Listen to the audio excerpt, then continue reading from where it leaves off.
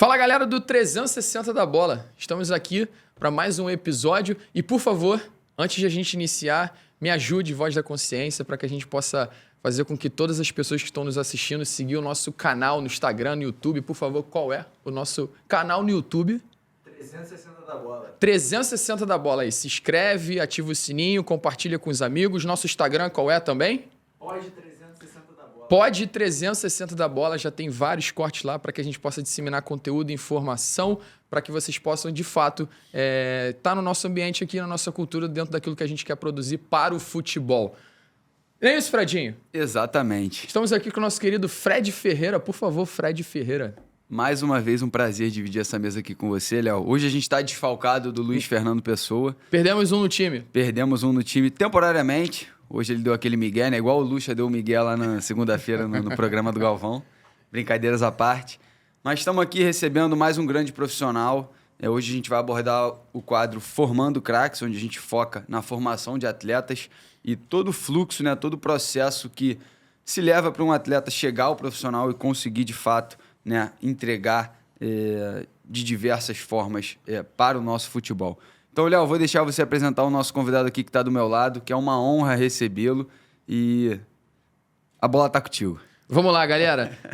Hoje a gente tem aqui no nosso episódio Kleber dos Santos, um profissional extremamente capacitado, um profissional que tem uma vasta experiência dentro do processo de formação de atletas e também no cenário de futebol profissional.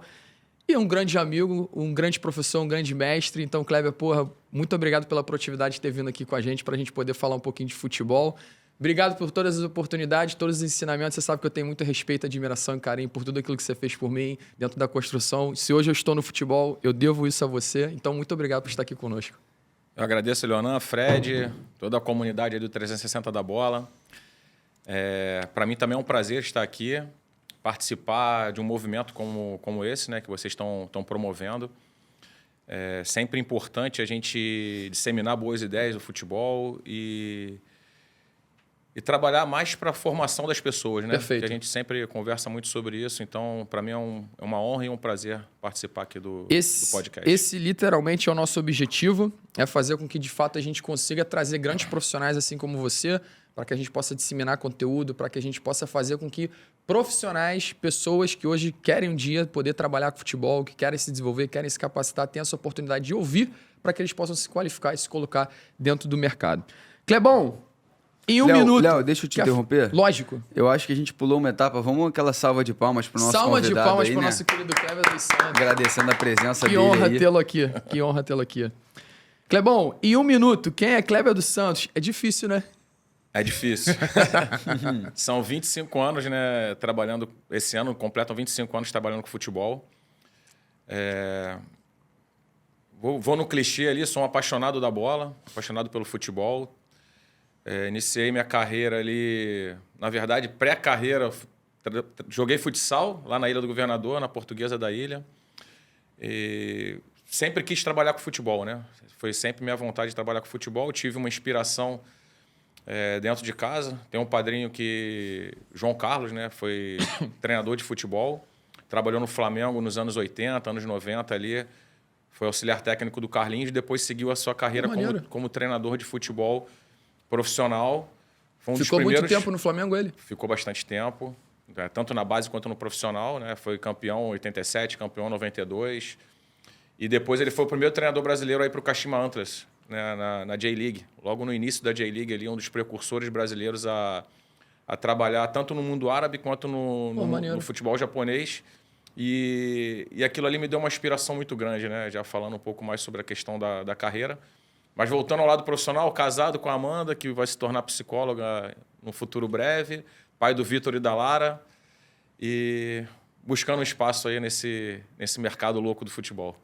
Pô, que bacana, cara, que bacana. História sensacional e sem dúvida nenhuma, case aí de sucesso para grandes profissionais que estão no mercado também, para que a gente possa ter essa conversa aqui e eles também se conectarem a isso e seguir a carreira deles. Clebão, é o seguinte, vamos lá. A nossa ideia aqui, de fato, é trazer algumas informações pertinentes do futebol, pertinente ao que, de fato, acontece dentro ali das 4 linhas, dentro do treinamento. A gente teve alguns convidados aqui que a gente falou muito sobre método de treino, a gente falou sobre modelo, a gente falou sobre formação, a gente fala sobre desenvolvimento, a gente pega o 360 da bola para que de fato a gente consiga tentar de alguma maneira ajudar toda a comunidade. Uma pergunta que a gente colocou aqui, ó, e uma pergunta mais técnica mesmo, direcionando mesmo para o lado do campo, qual é o modelo de jogo que você acredita e quais são os meios para atingi-lo? Sei que isso gera muita reflexão, muitas informações, mas vamos tentar, de repente, otimizar isso e trazer qual é a característica do Kleber, o que ele acredita, como é feito isso.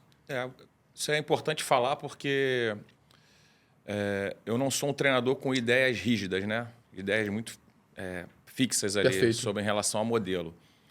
A gente teve muitas influências, tanto daqui do Brasil quanto de fora, mas eu acredito que você pode buscar informações em todas essas influências, né? Você vê ali treinadores muito antagônicos, para exemplificar aí, Guardiola e Mourinho. Perfeito. São treinadores completamente antagônicos que conseguem êxito dentro das suas ideias.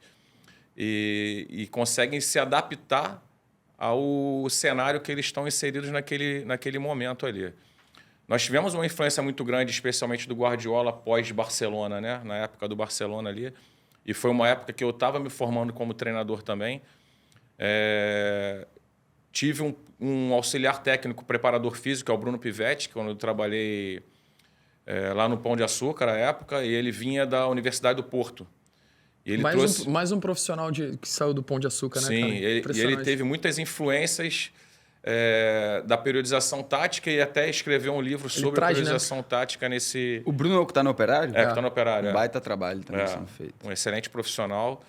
Essa época do Pão de Açúcar, no caso, estava o Bruno, estava o Maurício Barbieri, o Ricardo Catalá, foram profissionais que saíram para o mercado ali, né? O Arthur e Tiro.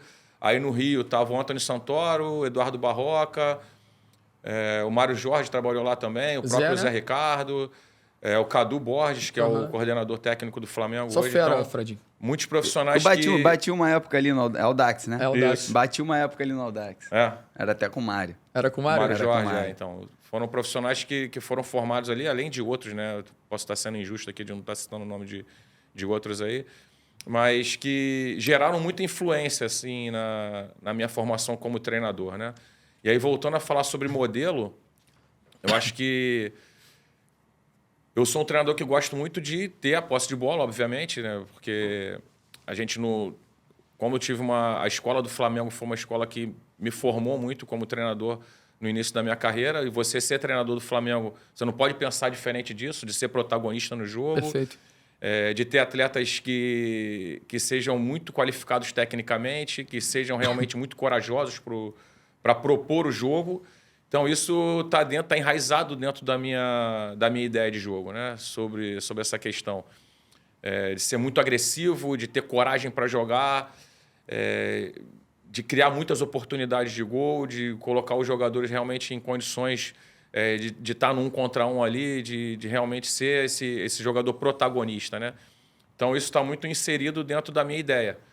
E eu penso que essas ideias elas têm que ser dentro de um ambiente que seja um ambiente rico, né? Que você consiga envolver todas as pessoas que estão ao seu redor, que essas pessoas realmente vivam as suas ideias, não só dentro do campo, mas num momento ali que você está planejando o treino, no momento que você está fazendo uma refeição, no momento que você está num descanso. Eu acredito que a ideia do treinador ela precisa permear todo esse ambiente para que você consiga realmente ter êxito naquilo que você pensa, né? Eu gostei pra caramba do que você disse e me traz uma reflexão que o Fabinho Matias trouxe pra gente, que o treinador ele é um vendedor, né? Ele tem que vender a sua ideia e comprar aquele grupo, né? Com tudo que você quer transmitir para que aquele grupo, de fato, faça o que está na sua cabeça. Então, como é que você enxerga a aplicação disso dentro do seu treinamento? Como é que você transmite a sua ideia e você aplica isso no dia a dia ali para os seus atletas? Então, vamos lá, um pouquinho de trás para frente. Eu vou imaginar da maneira como eu quero o jogo. Tá. E vou passar as informações, obviamente, para a comissão técnica. E, diante disso, a gente vai montar todo o cenário ali para que aconteça essa ideia no final, no produto final, que é o jogo. Perfeito. Né? Então, vamos trazer de trás para frente. A gente quer jogar dessa maneira. Quero ter posse de bola, quero ser agressivo, quero criar muitas oportunidades contra o adversário, Quando a gente perder a bola, eu quero roubar essa bola muito rápido, mais perto do gol do adversário. Então, a gente vai criando esses cenários e fragmentando de acordo com aquilo que você imagina para cada tipo de treino. Então, desde o início da semana, a gente busca colocar essas ideias no menor treino que seja, a sua ideia precisa estar presente. Ela precisa ser coerente para que o seu atleta acredite naquilo que você está propondo. Sim. Porque não adianta eu ter uma ideia de jogo, de ser protagonista, de ter posse de bola, e na hora do meu treino eu não ser fiel àquilo que eu tô apresentando para eles. Então, a partir do momento que você vai dando essas pílulas diárias para o atleta e cada treino que você oferece para ele que tenha coerência, eu utilizo muito essa palavra, né, de coerência e consistência. Você precisa ser coerente e consistente naquilo que você preconiza para o seu jogo, porque com isso o atleta vai incutindo as suas ideias ali de forma natural. Então, aquilo ali, naturalmente, ele vai fazendo um treino menor, daqui a pouco vai inserindo mais atletas, fazendo um treino individual, por exemplo, que o atleta precisa estar com uma orientação corporal para receber um passe, e aquele passe que ele recebeu, ele vai estar em excelentes condições de partir para uma situação de 1 contra 1 contra o adversário. E aí, vamos lá, o ponta esquerda destro, né? Vamos colocar dessa forma, que foi a sua posição, né? Exatamente. De que maneira esse ponto esquerda destro vai se colocar num jogo onde eu coloco a minha equipe num 3-2-5 para atacar contra um adversário no 4-4-2, ele vai estar melhor colocado para que ele leve vantagem sobre o seu adversário. Então, esse pormenor, ele precisa estar inserido desde o seu treino individual até o seu treino maior do 10 contra 10 ali, para que esse atleta realmente ele tenha o entendimento e você seja coerente naquilo que você está pedindo para ele. Perfeito. Não sei se eu me fiz entender aqui. Perfeito. Não, Eu acho com que certeza. Então, assim, uma pergunta que ficou aqui. Você gosta, então, de trabalhar do menor para o maior? Você entende isso como uma progressão ou isso é indiferente dentro do... Eu entendo isso como uma progressão, mas eu procuro, preferencialmente, todos os dias terminar um treino de 10 contra 10. Legal. Pra Famoso que- coleta. Não necessariamente o necessariamente. coletivo, um 10 contra 10 reduzido, um 10 contra 10 com algumas regras diferentes, para que o atleta possa transferir aquele treino menor dele já para uma situação real Pro de cenário, jogo, né? tá. Um cenário real de jogo. É um coleta onde você tem a progressão e a transferência da informação que foi dada anterior para que você possa ver isso num contexto maior. E aí você fala, o famoso coleta, né? Inclusive, essa semana teve uma reflexão lá no curso de futebol mesmo, sobre jogos reduzidos, que os jogos reduzidos não serviam para nada. Jogos reduzidos ou coletivo, sem informação, sem objetivo, sem planejamento, não vai servir efetivamente para nada. Aí qualquer treino, né? Aí é qualquer treino. Você está treinando por treinar ali, você está praticando uma coisa que talvez não tenha um objetivo comum dentro do modelo que o treinador e o que a equipe ali realmente quer fazer. Agora, o coleta, o jogo reduzido, o tática individual, a dinâmica de passe, qualquer prática de treino, ela precisa ter um embasamento, ela precisa ter um objetivo e ela precisa ter uma ênfase. É a coerência, né? A coerência. A partir do momento que tem a ênfase, tem o objetivo, é um treino que tem situações aquisitivas para o desenvolvimento individual e para o desenvolvimento coletivo. Então, assim, coletivo é importante? Lógico que é. Desde que tenha uma sequência e um objetivo. Jogo reduzido é importante? Lógico que é. Desde também que você tenha um objetivo para poder desenvolver individualmente e coletivamente o atleta. Né? E a gente faz várias reflexões em relação a isso. E dentro do modelo que você falou, Clebão, eu queria que você trouxesse aí também a sua reflexão em relação ao seguinte. Quando você vai para um clube, você tem o seu modelo e lógico que você falou que o seu modelo ele não é engessado. Quando você se insere em um contexto novo, é o seu modelo para o atleta ou é a interpretação diagnóstica que você faz da individualidade que você tem ali para poder inserir o modelo? Como é que tu equilibra esse cenário aí? Então, só voltando uma vírgulazinha atrás aí em relação a essa questão do jogo reduzido, que eu acho que é um tema importante para a gente debater. Se banalizou o jogo reduzido, né? Vamos dizer, né? A gente utiliza jogos reduzidos com coerência naquilo que você pretende para os jogos maiores, né? Uhum. Porque o jogo reduzido não é pura e simplesmente, tenho 14 jogadores, vou botar 7 contra 7 E joga. E joga, vamos lá. Você precisa contextualizar e colocar dentro das estruturas diante daquilo que você está pretendendo para o seu jogo maior. Perfeito. Você pode ter o 7 contra 7, só que dentro desse 7 contra 7, vamos colocar lá uma estrutura de um 3-1-3. Perfeito. Que aí você está colocando nos pormenores ali aquilo que você está pretendendo para o jogo maior.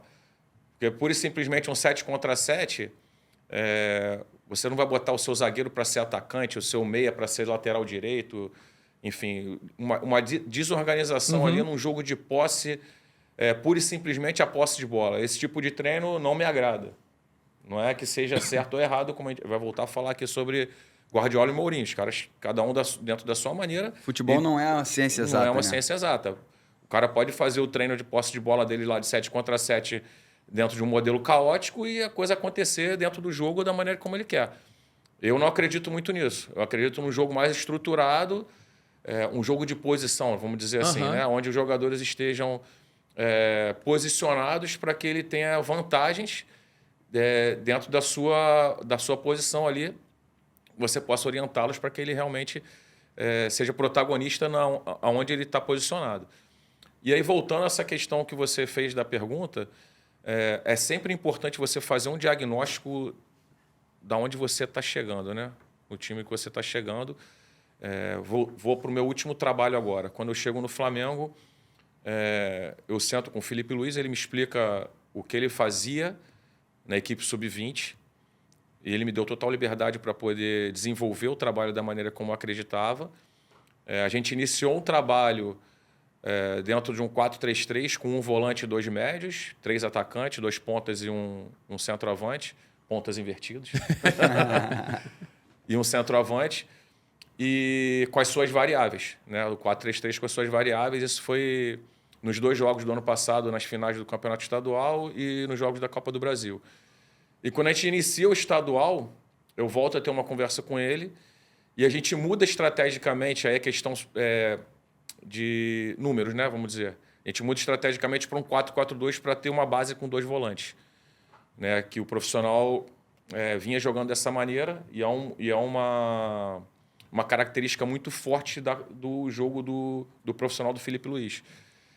E aí eu junto com o Sandro Gomes e o... Sandrão, grande abraço. E o Cadu, né? O Carlos Eduardo Borges, nosso coordenador, a gente conversa um pouco sobre isso e a gente começa a implementar um jogo com 2 volantes. E me agradou bastante, até pela característica dos atletas. 2 volantes e um meia. 2 volantes, na verdade no 4-4-2. 4-4-2. 2-2. Que se transformavam no 4-2-3-1 em certos momentos, porque a gente tinha um meia de ligação ali, o Guilherme, né, que faz essa função muito bem.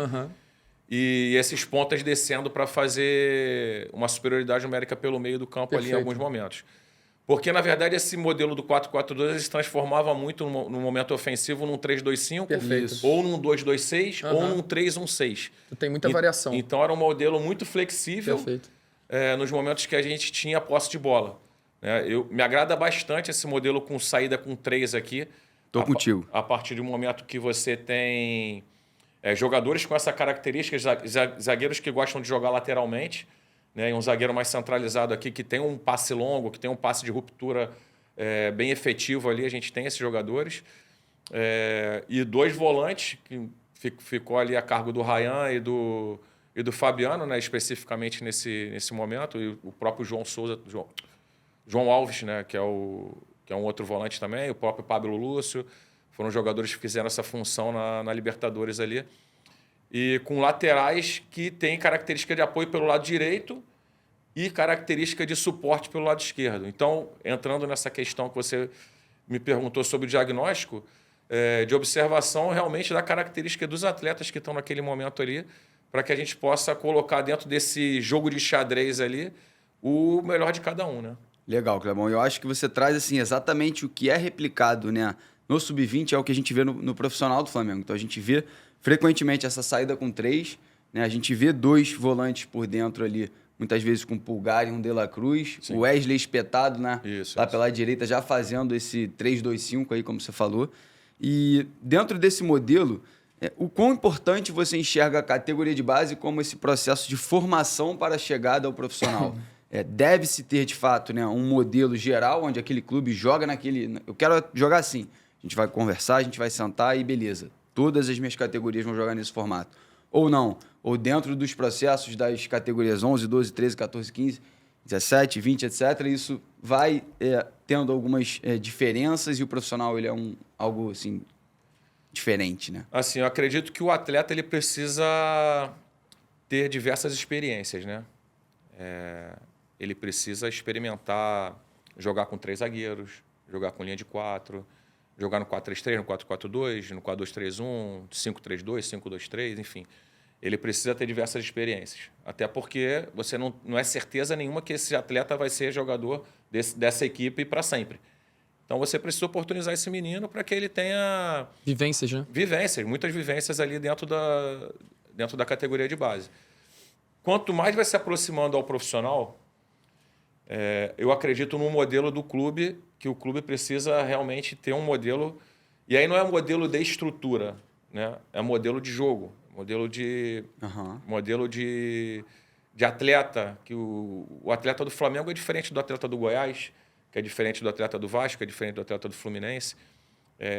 Aproximar aquele garoto ali da experiência que ele vai ter no profissional. Exatamente. Né? E assim, hoje você vai... dentro das equipes maiores, elas precisam ter uma continuidade do profissional que está na ponta lá, né, no treinador do profissional, para que o time realmente tenha uma identidade. Então, o atleta tendo essa identidade já no sub-20 facilita essa transição para a equipe profissional. Então, vamos colocar mais uma vez o exemplo do Flamengo. O Daniel Sales, que é o lateral direito, só um exemplo, né, obviamente, era colocado a fazer as funções muito parecidas com o que o Wesley faz no profissional, para que o momento que ele tem oportunidade de estar em treinos e jogos do profissional, ele já esteja completamente adaptado àquele tipo de rotina, né?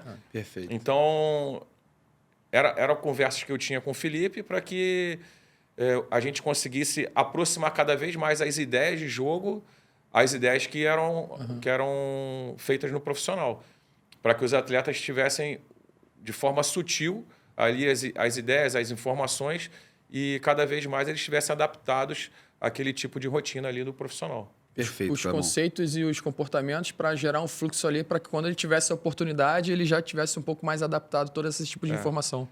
E assim, eu penso que... Vamos colocar no Barcelona lá, que já foi citado diversas vezes por outros profissionais também. Os atletas que estão no Barcelona, você vê um perfil dos caras, né? E os treinadores que são contratados até para a equipe profissional são treinadores que têm um perfil também daquele... São atletas que já sobem com aquelas características, né? Então, as ideias de jogo da base do Barcelona são ideias que são desenvolvidas... Completamente alinhada. Alinhado com o profissional. Eu acho que a gente ainda precisa ter... É diferente, né? É continuidade, né? A gente precisa ter continuidade. E a gente vê várias reflexões, inclusive eu não lembro com quem a gente falou, não sei se foi com o Fábio ou com o Maurício. O clube ele contrata um treinador com a filosofia e ideia tal. Esse treinador, infelizmente, acaba não tendo resultado, traz um treinador completamente oposto àquele tipo de modelo, aquele tipo de informação. E tu vê que é processo mesmo de entender o que o clube quer. O que a gestão, a liderança ali efetivamente quer em relação à formação, em relação ao aspecto do jogar no profissional, de poder estruturar, organizar o modelo. E a gente vê que no profissional efetivamente não existe modelo. O que existe simplesmente é o resultado ali imediatista de, meu irmão, o cara tem que ganhar pelo menos ali os 6, 7 primeiros jogos, o cara tem que ganhar, porque se ele não ganhar, infelizmente ele vai acabar sendo demitido. No nosso cenário Brasil, a gente ainda carece dessa definição estratégica de que modelo eu quero jogar, né? De que modelo eu quero aplicar. Como você mencionou aí, o Barcelona, eles sabem e trabalham isso desde o sub-6, do sub-5. O treinador ele vai trabalhar a posse de bola, ele vai buscar dar espaço para aquele jogador mais técnico, não necessariamente olhar para a força física. E a gente conversou muito na pegada avaliando como jogam os times do Grupo City, né? Que o Manchester City, o próprio Bahia, é um jogo que propõe, um jogo que quer ter a posse. Então, esse lado, né, do nosso cenário ser imediatista, eu acho que isso vai totalmente contra o fluxo positivo, né, da estrutura de uma organização. Cara, você contrata um treinador que joga com a posse. No dia seguinte você tá olhando, né? Demite ele, tá olhando para Traz um cara reativo. Traz um cara reativo que só se fecha lá atrás. A gente precisa alinhar, cara. A organização precisa alinhar para que a gente possa, de fato, ter bons clubes e que tenham uma identidade. Eu acho que falta um pouco ainda nos nossos clubes a identidade.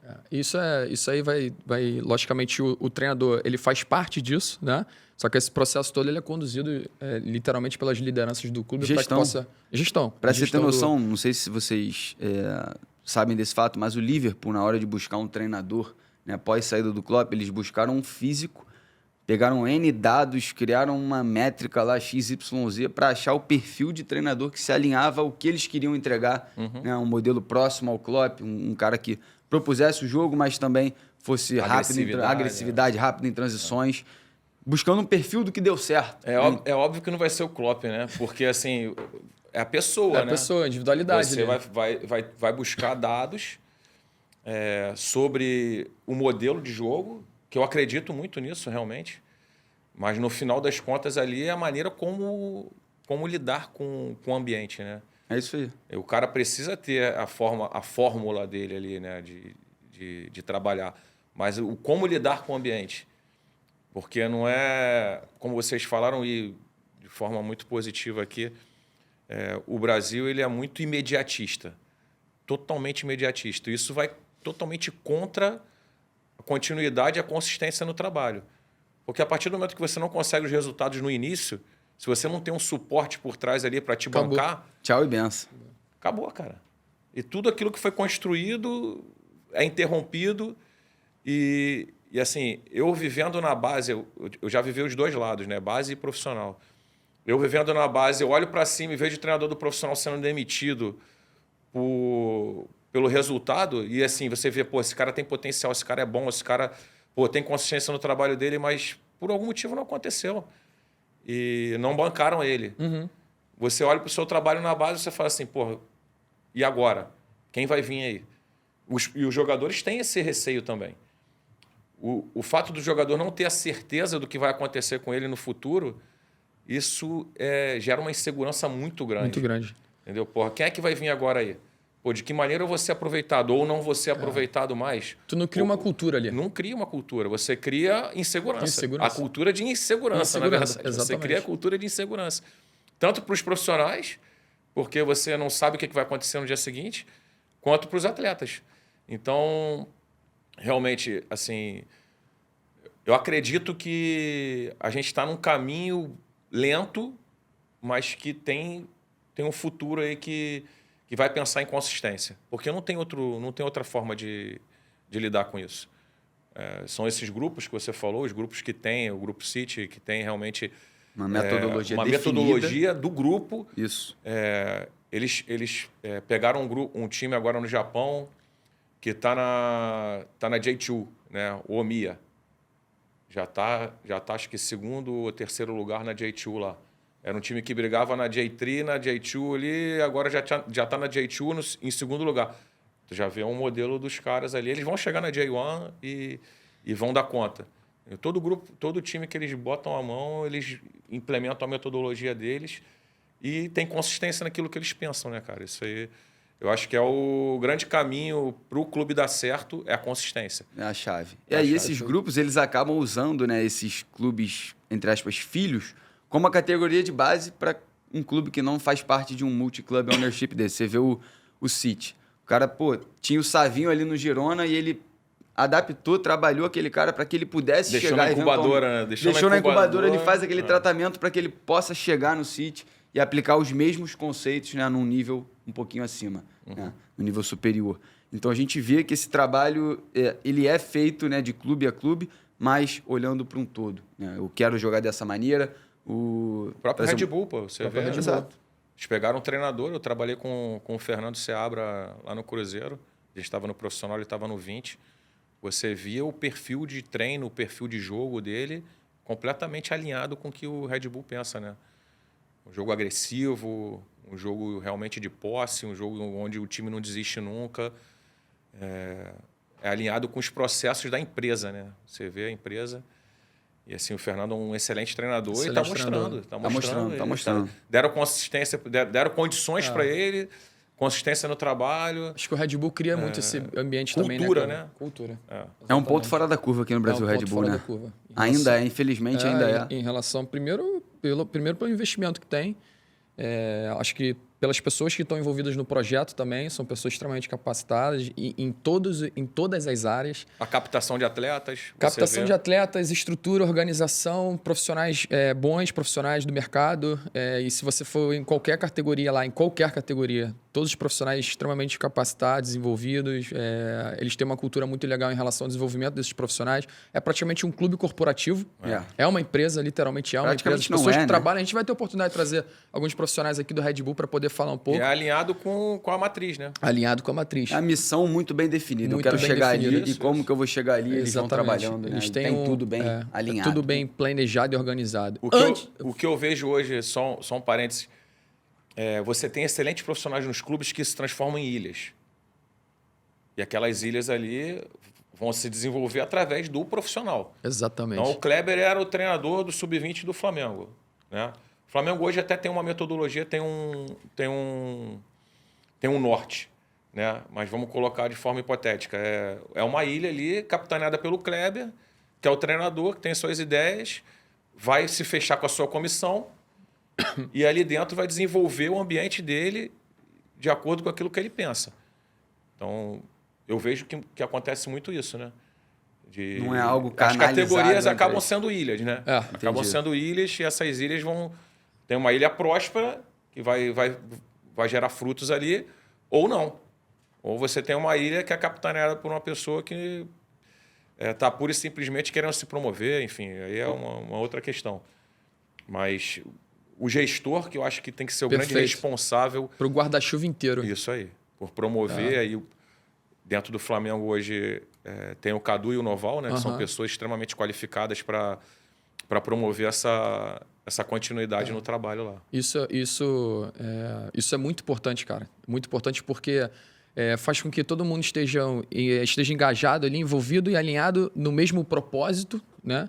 E você ter a relação de fato com categorias, né? Vamos supor, sub-13, 14, 15, 16, elas precisam se falar. Elas precisam se conectar, elas precisam entender o que está sendo passado em relação à informação do desenvolvimento individual do atleta, o que eles querem para que ele possa cada vez mais gerar conteúdo para que na próxima categoria, de repente, o Kleber não receba, de repente, jogadores com defasagem de informação. É o caderno metodológico, né? É o caderno metodológico. É um processo de desenvolvimento e progressão das categorias.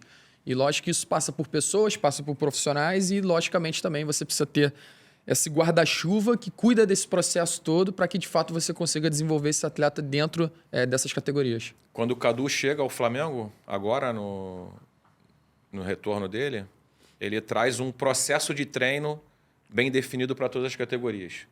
Então, você tem lá os treinos individuais, você sempre inicia na academia, fazendo pré-treino, sai da academia, tem o treino individual por posição. Então, todos os laterais vão fazer um treino específico. Todos os zagueiros vão fazer um treino específico. Todas as posições fazem especificamente. Num terceiro momento, você faz setorial. Então, você junta lá, quero fazer um confronto de zagueiros contra os atacantes. Então, faz um intersetorial ali. E depois você entra no treino maior, treino mais aberto. Então, tem uma progressão de treino. Todas as categorias fazem esse tipo de progressão de treino. Tem uma metodologia. Hoje você vê uma metodologia dentro do clube. E aí, assim, eu tenho a minha ideia, o Fred tem a ideia dele, o Leonel tem a ideia dele. Não necessariamente o treino de lateral do Sub-15 tem que ser o mesmo do Sub-17, tem que ser o mesmo do Sub-20. Mas você tem que trabalhar aquele garoto individualmente. Depois setorialmente, depois coletivamente. Perfeito. Então você dá uma sequência e dá um norte para o treinador. Isso aí facilita bastante. Sim. Antes de a gente entrar numa próxima pergunta, Fredinho, eu vou até mandar um vídeo aqui, ó. Tô ao vivo aqui também, ó. O Cadu Borges, que é um grande profissional, na minha opinião, um dos melhores coordenadores que a gente tem hoje no Brasil, será convidado, tô mandando aqui para ele, será convidado aqui para estar no 360 da Bola. Estamos aqui com o Clebão aqui, ó. Estamos ao vivo aqui. Tá convidado para vir aqui para a gente falar de coordenação, desenvolvimento de profissionais, um grande influenciador de grandes jovens que hoje estão no futebol, passaram na mão do Cadu, eu sou um deles também. e estará com a gente em breve aqui. Clebão, uma pergunta de treino que a gente tem falado aqui, não estava nem nessa pauta, mas eu acho que é pertinente para que a gente possa disseminar. Jogo reduzido, tática individual, dinâmica de passe, técnico específico, jogo comportamental, e aí todos esses são características e formatos de treino que estão de fato hoje, né, dentro dos clubes, dentro do campo ali. Eu queria que você falasse um pouquinho sobre dinâmica de passe. Pode ter dinâmica de passe, o analíticozinho ali. O que você acredita em relação a isso? Eu acho que deve. E dentro da dinâmica de passe, a gente pode contextualizar também, né, o modelo, né? Uhum. A gente praticou bastante dinâmicas de passe, especialmente nos momentos de saída de bola, né, onde a gente posicionava, inserindo o goleiro dentro da dinâmica de passe. Né? O goleiro posicionado, zagueiro, lateral, volante, meia e atacante. Uma estrutura. Dentro de uma estrutura. De preferência dentro do campo onde eles vão estar posicionados, que aí você gera mais movimentos. Perfeito. Que eles vão estar habituados a fazer aqueles movimentos. Aí recepção, você posiciona o lateral lateralizado para receber o passe do zagueiro ou o passe do goleiro, para que ele consiga ajuste de corpo perfeito, ou para dar passe dentro, ou para dar passe fora, ou para dar um passe de canal. E dentro desses movimentos da dinâmica de passe, você desenvolve as suas ideias também. Ou pode ser uma dinâmica de passe para desenvolvimento individual geral. Perfeito. Né? Repertório motor, repertório técnico. Repertório motor, repertório técnico. De uma dinâmica de quadrado, onde você recebe, ajusta corpo, passa. Ou dinâmica de passe que você precisa fazer um movimento de frente e costas. São dinâmicas de passes que a gente utiliza 3 a 4 vezes na semana como forma de aquecimento, né? Uma forma inicial do treino ali. E já coloca o atleta numa condição neural preparado para o próximo exercício. Né? Eu acho que são treinos muito importantes e que você gera repetição, repertório motor. E eu acredito bastante no treino de dinâmica de passe. Bom demais. Você já fez algum curso de dinâmica de passe, Fredinho? Eu acho que tem um curso lá do curso de futebol, não é? Se você quiser fazer um curso sobre dinâmica de passe, formato de treino que desenvolve repertório técnico, repertório motor, aproximação, abordagem, domínio orientado, ambidestria funcional, passe curto, passe médio, que tudo isso de fato influencia no desenvolvimento individual do atleta, entra lá no curso de futebol, que a gente tem um curso, se eu não me engano, R$19,90 é o curso que vai falar sobre essa abordagem de treino. Consegue um descontinho para mim, não? Lógico que consigo. Te passo o link agora. Clebão, vamos falar um pouquinho agora de um movimento e tendência no mercado que é muito importante, né, que é o uso das ferramentas tecnológicas de análise e o quanto isso vem sendo base para tomadas de decisão. A gente queria escutar um pouquinho do seu ponto de vista sobre esse tipo de ferramenta e tecnologia. Eu vi tudo isso crescer, né, cara? Assim, desde o início, especialmente quando eu comecei a trabalhar com futebol, dificilmente a gente viu um computador, né, no ambiente de futebol ali, né? E isso foi sendo inserido aos poucos. Analista de desempenho, nem pensar em ter. À época... Só um segundo. Peraí. Os auxiliares técnicos eram responsáveis por fazer uma análise da própria equipe ali, do adversário, enfim. E aquilo foi sendo inserido de forma muito positiva. Num primeiro momento, a gente tinha pouco acesso a jogos do adversário, a jogos da nossa própria equipe. E para fazer uma edição, então, era um custo danado. Uma missão, né, cara? Uma missão danada ali de fazer cortes em DVDs, enfim. Porra, dificilmente a gente conseguia levar isso para passar para os jogadores. E a gente tinha informação, passava informação para os jogadores. Era muito feito, eu fiz bastante análise com foto. Ia para o estádio, tirava 200 fotos do time do adversário e tentava montar ali um relatório com as fotos ali. Como as coisas mudaram, né? Muita coisa. E isso foi sendo aperfeiçoado até o fato de hoje você ter a análise feita online, on time, e você já no banco de reserva você recebe já o lance que passou a 5 segundos anteriormente, você já tem o lance na tua mão ali, já analisado. Porra, tu fala assim, cara, hoje em dia tu tem um negócio completamente... Loucura, né? Online mesmo, né? Uma coisa que mudou bastante. E assim, eu gosto bastante de utilizar essas ferramentas porque você torna tudo mais simples para o atleta, né? O atleta hoje, o mundo mudou, tudo mudou. Então o atleta hoje é extremamente conectado, especialmente os meninos que estão subindo aí na base. Eles ficam praticamente 24 horas com o telefone na mão. É uma coisa até que a gente precisa educar e precisa controlar para que seja feito o uso de forma racional da coisa. O como, né? Mas tem que tentar se adaptar a esse tipo de coisa, né? Gerar o conteúdo para o atleta ali para que ele realmente se sinta confortável em receber esse conteúdo, que não seja conteúdo muito extenso. Hoje eu acho até que o formato do jogo de 90 minutos aí já é uma outra resenha que a gente tem que, de repente, entrar. Não tem tanta aceitação, né, dessa geração. Você ficar 45 minutos olhando para um jogo... Eu duvido que tenha atleta que fique hoje 45 minutos olhando para a televisão sem tocar no telefone. Impossível. Eu não consigo. Não é só atleta, não. Eu não Eu também tô nesse bolo aí. Qualquer pessoa. Eu acredito que isso seja É verdade. objeto de estudo da própria FIFA, né? De entender de que maneira isso vai levar o jogo, para onde isso vai levar o jogo. Eu acho que o Clebão tá acompanhando lá o 360 da bola. Ele comentou comigo sobre o post, né? Do post de 90 minutos que você falou, você chegou a comentar. Então, isso é uma discussão que eu já trazia há muito tempo, porque, legal. cara, é quase que impossível isso. Você ter uma pessoa que fique 45 minutos ali olhando para o jogo, ali. pura e simplesmente sem fazer nada. Então, são discussões aí da parte da questão tecnológica que hoje as pessoas estão muito mais imediatistas. Quer a informação ali rápido, quer pegar e tal. A ponto de ter até um meme de um cara que está no banco de reserva, não lembro agora exatamente quem é.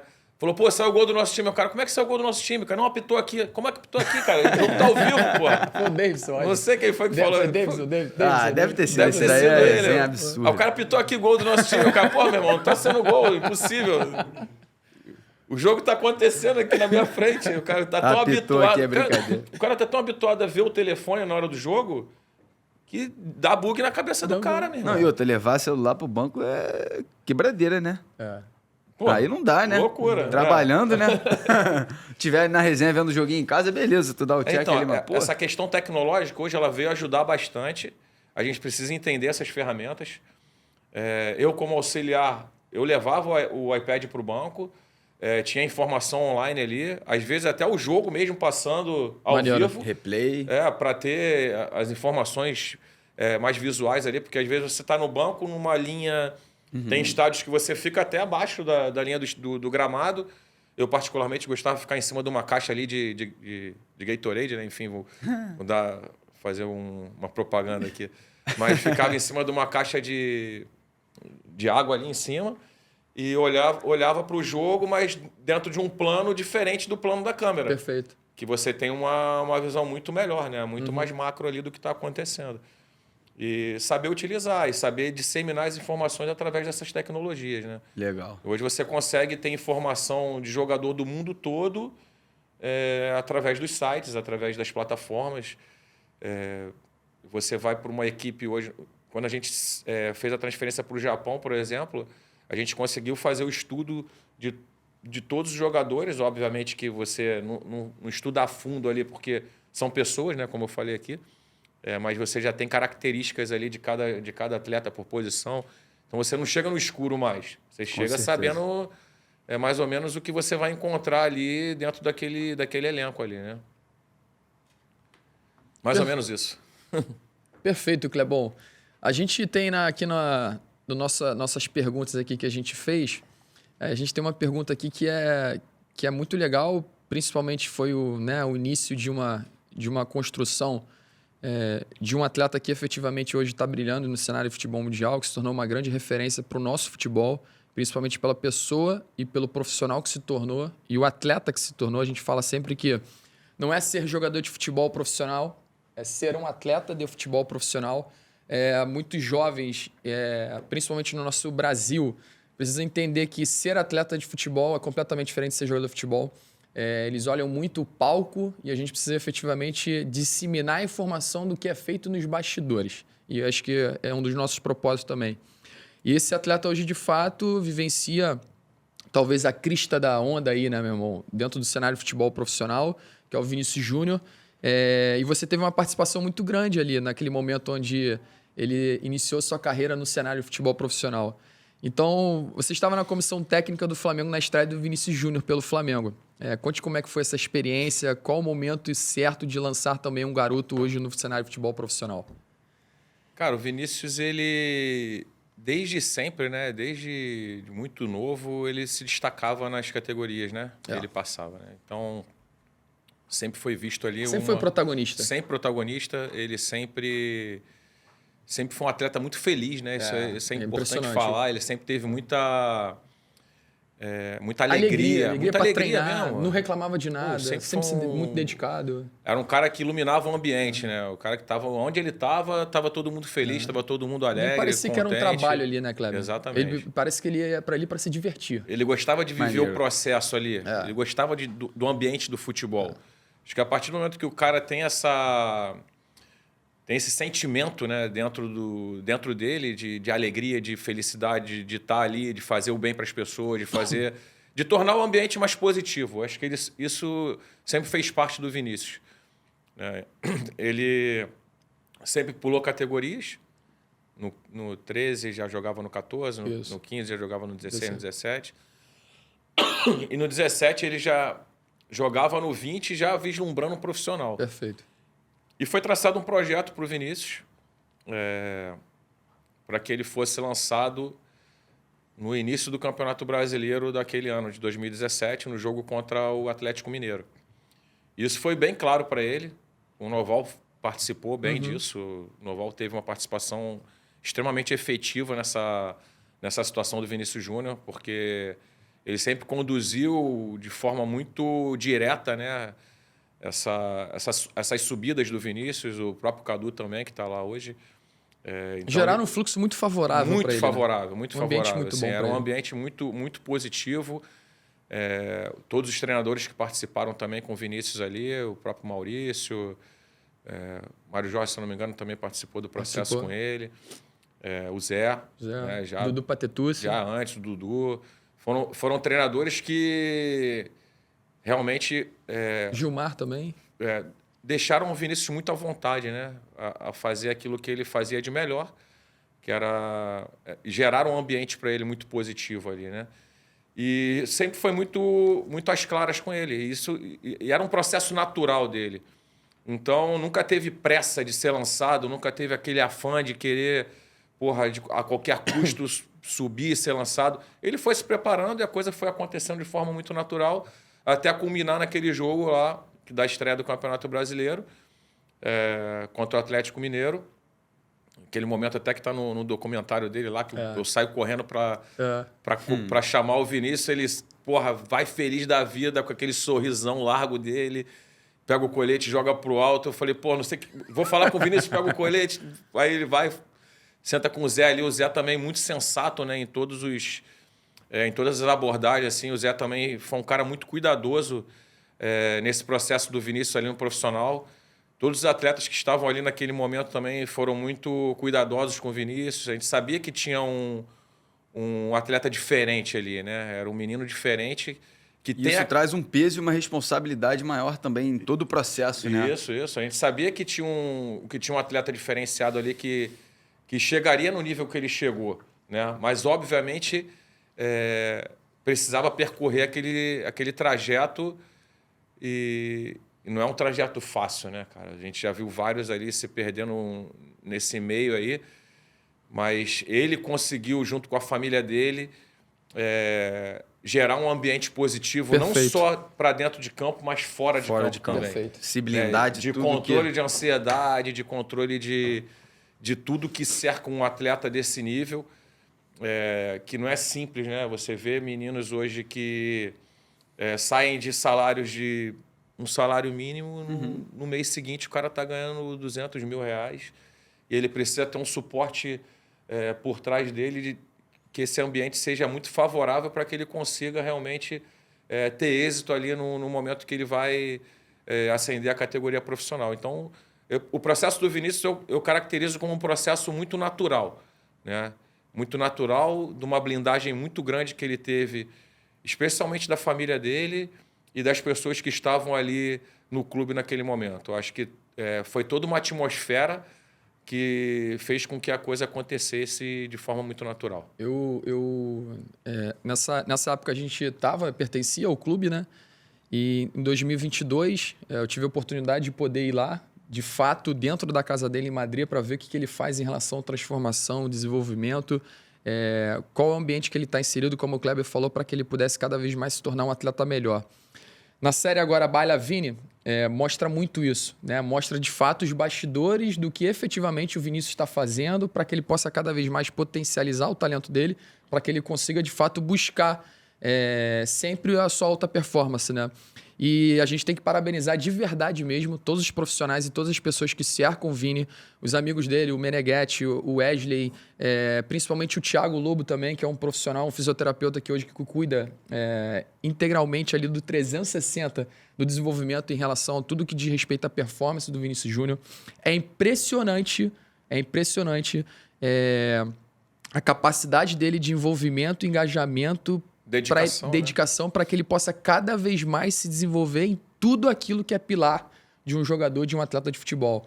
Na capacidade dele técnica, física, mental, social, comportamental, nutricional, principalmente também a questão do sono dele, o quanto que de fato eles cuidam disso para que ele possa estar sempre performando, se desenvolvendo e se capacitando. Eu acho que o Baila Vini, a série, né, na verdade um filme, né, uma minissériezinha ali, eu acho que é muito importante para que os jovens cada vez mais entendam que não é só jogar.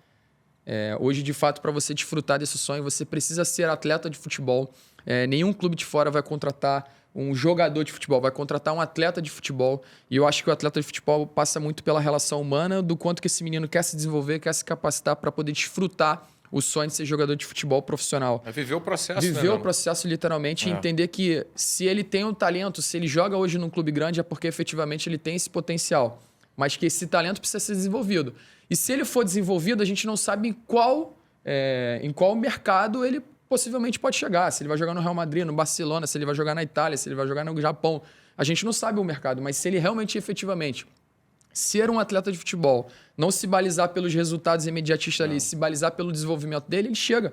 Porque o mercado hoje, de fato, absorve muitos profissionais, muitos atletas. A gente tem atletas aí da mesma geração do Vini, que estão no mercado asiático, que estão lá no mundo árabe, que conseguiram, de fato, desfrutar do futebol e conseguem hoje gerar oportunidades para a família dele em relação, principalmente, à questão financeira, de mudar o patamar da vida deles, né? E que talvez hoje nem é conhecido, mas que está desfrutando disso e está vivendo do futebol. Então, acho que o que a gente também quer fazer como propósito aqui é disseminar essas informações para que a gente não olhe só o palco, a dancinha, a risadinha, aquela propaganda. Não, mas que a gente efetivamente dissemine essas informações. Isso aí é a cereja do bolo, né? É a cereja do bolo, para que a gente possa, de fato, gerar algum tipo de informação para os pais, para os agentes, para as pessoas que estão envolvidas no futebol, para os atletas, para que a gente consiga, de fato, fazer com que o Brasil tenha uma cultura melhor no futebol. E o 360 do futebol, ele vai muito além, né? Porque o que a gente tenta criar essa cultura nos atletas, porque eles estão dentro do clube, por exemplo, se for um treino pela manhã, de 8 a meio-dia. E o resto do tempo?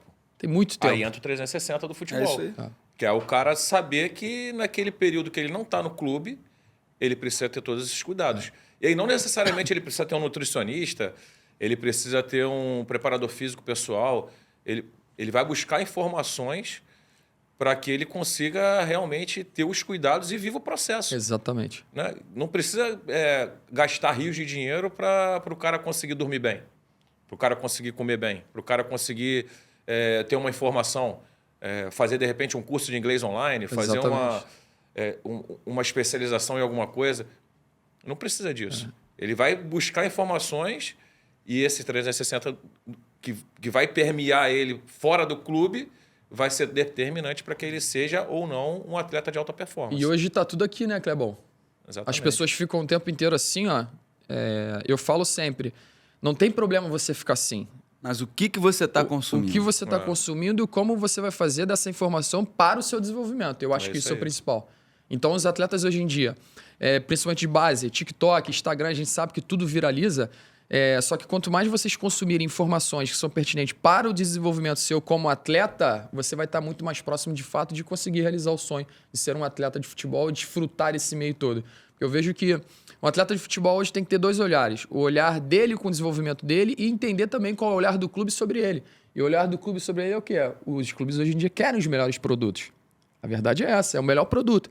E o melhor produto, como se torna o melhor produto? É desenvolvendo o quê? Capacidade técnica, tática, física, mental, social. Capacidade técnica. Eu finalizo com a perna esquerda. Vai lá desenvolver a perna direita. Em algum momento do jogo, você vai precisar, de repente, de uma finalização com a perna direita, você não vai conseguir. Você vai ter que, de repente, puxar a bola para a perna esquerda e você, de repente, perde um time, o zagueiro vem e consegue roubar essa bola. Ou seja, naquele momento, se o seu produto tivesse desenvolvido a perna não dominante, que é a direita, e finalizasse com a direita e fizesse gol, teoricamente o seu produto ali valeria muito mais. O jogo não permite mais. O jogo não permite o erro, e a gente sabe que o erro, infelizmente, ele tem uma parcela e uma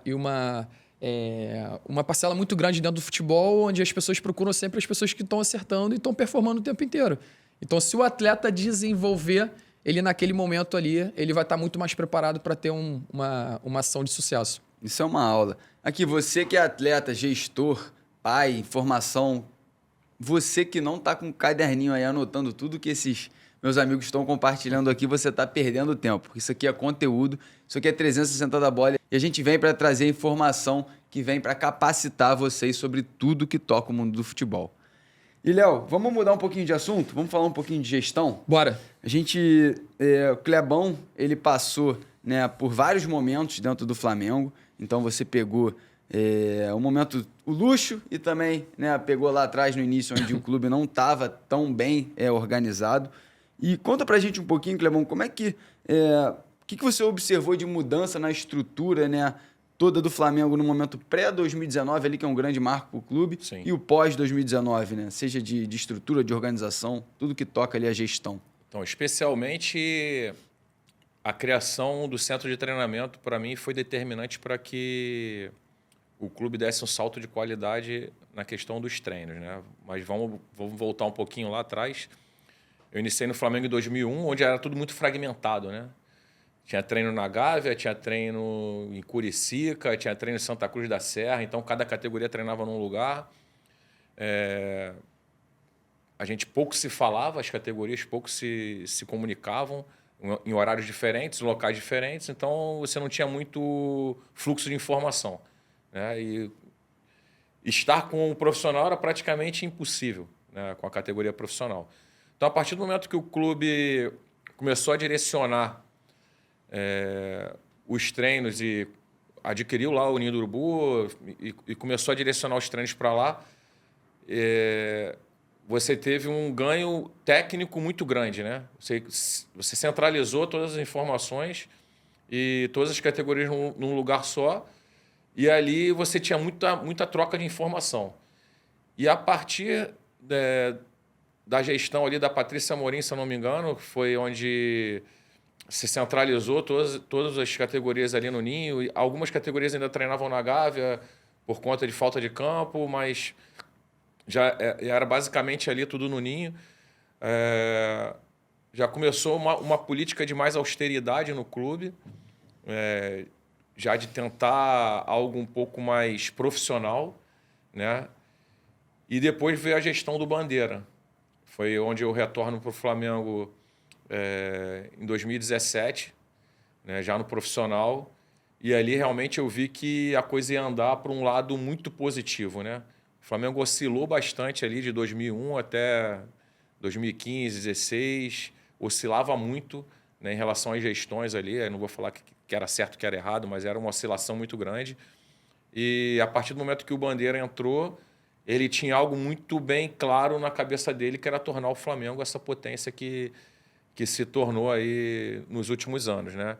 Era uma política de austeridade, ele sabia disso, não ia fazer loucuras para poder montar um time que não podia pagar. Então, ele fez a coisa acontecer de maneira muito concreta, né? E deu um pontapé inicial aí nessa levada que o Flamengo veio aí, e aí culminou lá em 2019, vencendo os títulos que venceu e deu continuidade a partir desse momento com tudo que aconteceu no clube, né? E aí o Leonan fala muito sobre isso, sobre o ambiente que você proporciona.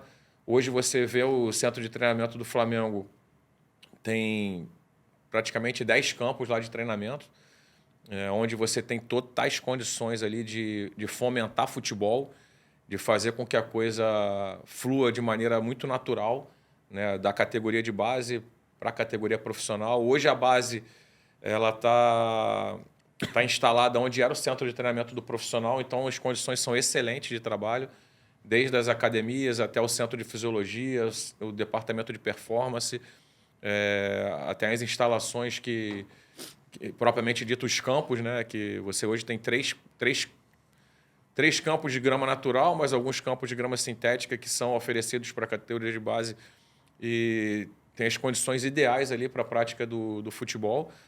Então, para mim, isso que foi determinante, você criou uma estrutura e dentro dessa estrutura você vai se retroalimentando, né? Uhum. Então, a partir do momento que você, falando de categoria de base, que você cria as condições favoráveis para a categoria de base, você vai colocar muitos atletas na categoria profissional e quando não estão diretamente na categoria profissional do seu clube, você vai gerar ativos e esses ativos vão retroalimentando Perfeito. o clube com um orçamento cada vez maior. E assim, hoje o Flamengo, se eu não me engano, gera em torno de 35 milhões de orçamento anual para a base, né? Dá em torno de 3 milhões aí mensais aí para ser investido na categoria de base. É um número que poucos times, até profissionais, têm de orçamento para poder fazer futebol, né? Então, na minha visão, isso é investimento, né? Você investir na base, você consegue ter um retorno que não seja imediato, mas que seja um retorno futuro ali, com venda de jogadores ou com jogadores que estão na sua equipe profissional, que você não precise fazer contratações, enfim. Para mim é um grande investimento que o futebol profissional pode fazer, colocar dinheiro na base, colocar na sua formação ali, não só dos atletas, mas também das pessoas que estão ali trabalhando, porque cada vez mais que você capacita os profissionais que estão ali, você está capacitando e melhorando o seu produto, e o produto final vai ser uma grande venda, vai ser um atleta profissional mais qualificado, enfim. Ou o próprio profissional que vai estar ali qualificado. Hoje, no profissional, você tem, se eu não me engano, na sua totalidade da comissão técnica do profissional, profissionais que foram oriundos da base. Felipe Luiz, o seu auxiliar, o Ivan, o Marcinho, o Diogo, o Arthur, o Juninho. Acho que a grande maioria, se não todos que estão na comissão técnica hoje, são oriundos da base. Oriundos da base e a grande maioria também foram estagiários da base do Flamengo, assim como o Kleber. Todos que você falou aí, todos foram estagiários também. Sim. Passaram pelo processo de formação dentro do Flamengo também. A cultura é muito legal em relação... O Cadu também foi estagiário do clube, né? Cadu foi estagiário do clube. Praticamente todos os profissionais... O ouro hoje mora na formação, não tem jeito. É impressionante. Tem jeito. É uma progressão aí de uma cultura que o Flamengo tem muito enraizada de fato, projetar, desenvolver profissionais para o mercado do futebol. Invistam na base, invistam na formação. E, de novo, né? A gente já comentou sobre isso aqui. Se a gente base não é custo, base é investimento. Base é investimento. E é um investimento que o Kleber falou aí, talvez seja o maior clube hoje do Brasil em relação ao investimento base, 35 milhões. Pode ser que o Palmeiras também... Tava batendo ali, se eu não me engano, o Flamengo, Palmeiras, São Paulo, com um nível muito parecido. Muito parecido. Né, deve ser entre ali 30, ou 25 a 35 milhões ali deve bater. E foi o que a gente falou. De novo, a base é muito importante, porque a partir do momento que a gente entende e olha para o desenvolvimento dos atletas, a gente está melhorando o produto, como você mesmo falou. E, sobretudo, se a gente faz uma venda de um jogador, a gente sabe que não vão ser todos os jogadores que a gente vai ter uma venda. Estão especulados aí para o Wesley, pô. Exatamente. Uma venda pode bater... 35 de euro. Vai bater 200 e poucos milhões de reais aí. Isso aí. 200 e poucos milhões de reais você consegue sustentar na venda de um jogador a base por volta aí de 5, 6, 7 anos. Não, e e se não você à toa- tem os outros ativos também, de repente é lógico que você não vai ter todos os jogadores que vão bater essa venda, mas se você vai pegar 10 ali, 5 ali, 6 ali, 7 ali, você está trazendo negócio para dentro do clube. Perfeito. E não à toa os clubes que a gente mencionou aqui são os que melhor trabalham isso e que melhor têm resultado, né, nas vendas. Sim. A gente vê o Estevão, a gente vê o Wesley, então são N casos que a gente traz de que o investimento na base não é, mais uma vez, não é um custo, é um investimento. É lógico que cada um tem suas características, o valor de venda de um Palmeiras, de um Flamengo é um valor que é muito alto por conta do clube, por Poder conta de da, barganha. por conta da marca do clube em si. A partir do momento que você chancela um cara desse, É. foi o caso do... O Flamengo deu um salto a partir do Vinícius, né? Veio Vinícius, Você veio Paquetá. chancelou, o Flamengo bateu o Vinícius lá no Real Madrid e chancelou. Clube formador com jogador de altíssima qualidade. Você pega... Os europeus começam a olhar para o seu clube de maneira diferente. Diferente. O fluxo começa a olhar, opa, e realmente o Flamengo nos últimos 10 anos. Nos últimos 10 anos foi Vinícius Júnior, foi Paquetá, foi Renier, foi Vinição, foi Gomes. Muitos. Muniz, Léo Duarte. Otávio. Teve muito Natan. jogador. Natan, Matheus França, Vitor Hugo. Vitor. Foram muitos jogadores. Falar, Foram muitos jogadores. se eu não me De fato, engano, de fato. os números batem... ultrapassam 1 bi de venda. Passa, com certeza. Ultrapassam 1 bilhão Com certeza de vendas. ultrapassa. Se a gente for ver só do Vinícius Júnior, do Renier, do Paquetá, pode ser que já tenha batido. Do Gomes, pode ser que tenha batido. É? Pode É ser isso com aí. certeza que tenha batido. E vai vir mais um agora aí, na janela. Vai vir mais um também que vai ser vendido Sempre aí. vem, né? Que vai bater um valor aí na casa aí de 200 a 300 milhões de reais. Tá ruim, Fredinho? Não, e a gente vê que existe um disparate, né? Dentro. Você olha para o próprio Fluminense, que é um rival ali do Flamengo, que tem N talentos, conseguiu desenvolver vários, mas não tem esse poder de mercado tão forte quanto. E aí são N outras tem uma questões. análise, e tem uma análise, você falando disso, tem uma análise também. O Fluminense é um dos clubes que mais vende no Brasil. Exato. Só que Não consegue a nível vender de naquele valor. a nível de quantitativo de venda, o Fluminense talvez seja um dos primeiros aí. E a gente sabe a questão toda em relação à marca em si, Flamengo, a marca em si também, Palmeiras.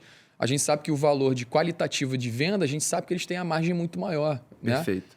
Mas o Fluminense também é um clube que exporta muito jogador, que revela muito jogador, e que se a gente for ver números quantitativos mesmo, não qualitativos, quantitativos, tá vendendo muito. Tá vendendo muito jogador e coloca muito jogador no cenário de futebol profissional e faz esse fluxo. E quando entender, né, que pode segurar aquele cara e precificar ele um pouquinho mais acima, eu acho que vai virar o game. Acho É a que aí é o gestão. detalhe. É o A gestão, detalhe. a gestão. É a gestão. É onde gestão. entra aquele, não, vou segurar, eu vou bancar, eu vou... Se eu ficar aqui, eu vou falar de N jogadores que eu vivenciei, que eu vi, né, vendas que foram muito abaixo do que eu enxergo justo, né, para cada atleta. Mas, de fato, os times que vêm conseguindo fazer esse trabalho de segurar o atleta ali. E eu acho que o Brasil vai conseguir fazer isso cada vez mais. A gente tem essa entrada dos investidores que vem sendo positiva para o cenário. A gente está conseguindo trazer jogadores e também segurá-los por um período maior.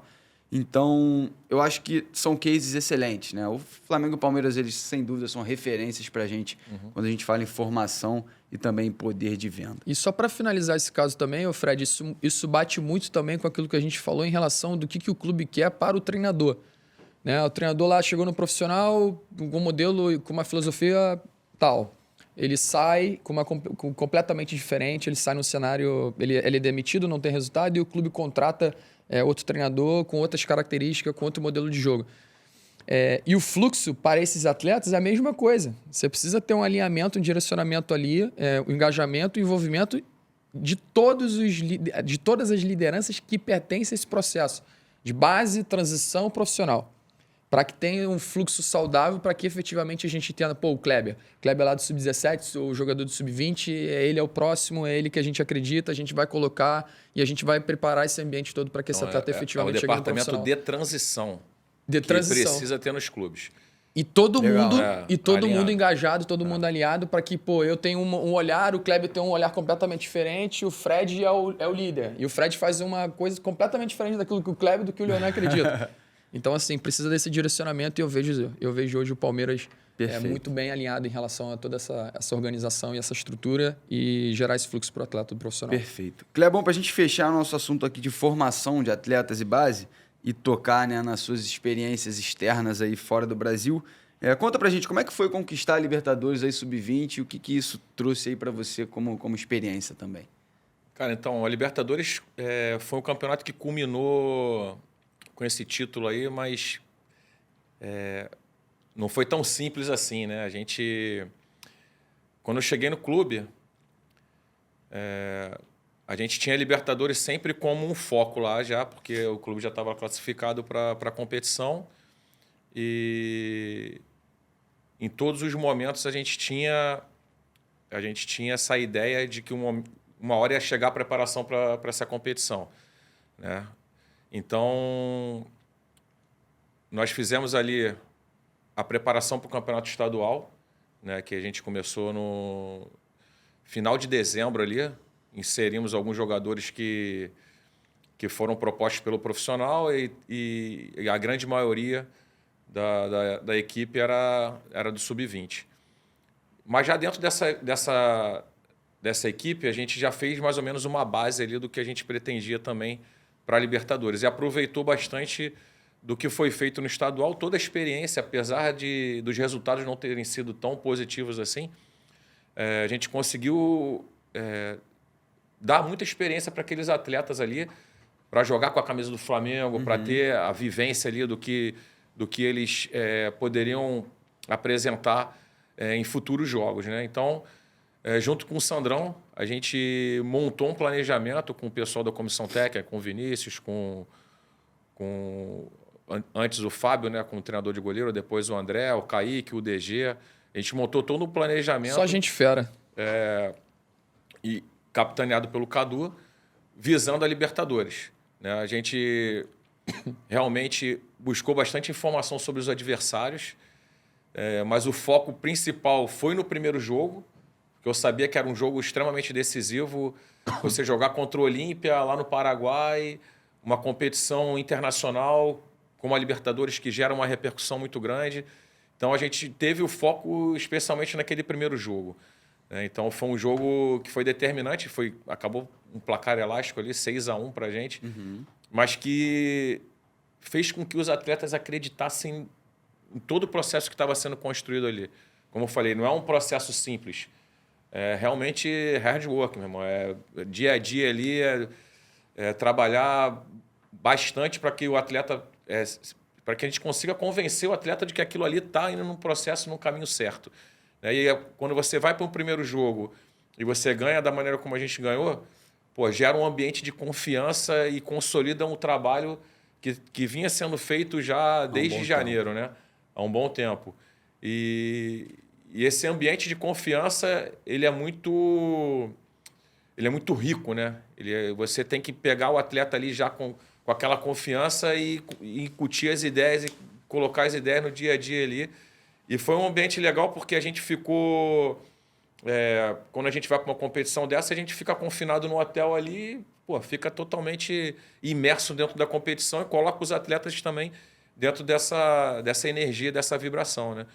E aí a gente vai para o segundo jogo difícil, aí falando especificamente sobre tática do jogo, a gente vai para o jogo do Olímpia, um adversário que se lançou contra a gente. Eu acho que isso foi o grande erro deles, porque a gente tinha uma equipe muito técnica e a gente conseguiu encontrar muitos espaços ali naquele jogo. Não foi um jogo fácil, apesar do 6-1, não foi um jogo fácil, foi um jogo que a gente precisou construir todo o placar ali, todo o desenvolvimento do jogo.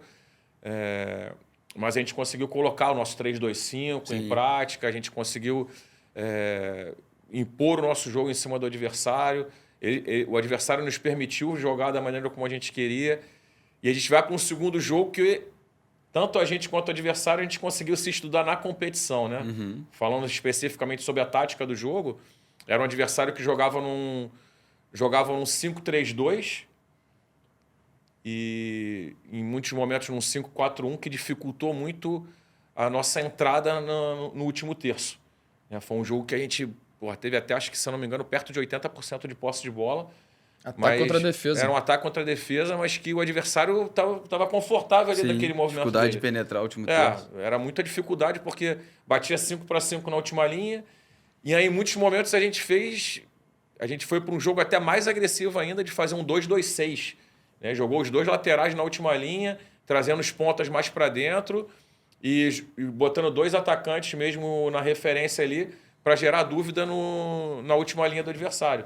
E aí eles tinham que trazer um 6º homem e gerava espaço por dentro. Então era realmente um verdadeiro jogo de xadrez ali para conseguir gerar desequilíbrio ali na equipe do Danúbio, né? Aí a gente conseguiu, foi até um placar de 3-1, né? Fizemos 1-0 num movimento de retorno ali, o Ryan faz um passe no Salles, o Salles dá o passe para dentro e acaba saindo o gol do Tereza. Aí eles empatam o jogo num golaço de falta do moleque, né? O número 10 deles faz um golaço de falta ali numa transição que eles conseguiram ali, gera uma falta.